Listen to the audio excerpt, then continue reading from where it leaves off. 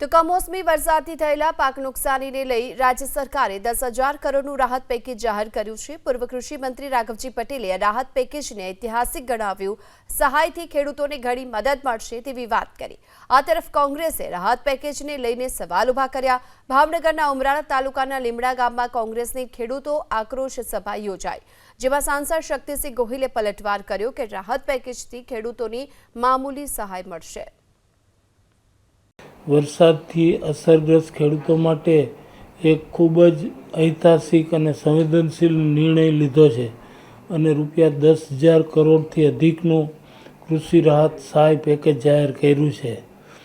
આ પેકેજથી ખેડૂતોને નુકસાની સામે સારી એવી મદદ મળી રહેશે। हमारी मुख्य मांगणीओमांनी पहली मांगणी એ છે કે સરકાર જવાબ આપે કે પાક વીમા યોજનાનો લાભ ગુજરાતને શા માટે બંધ કર્યો।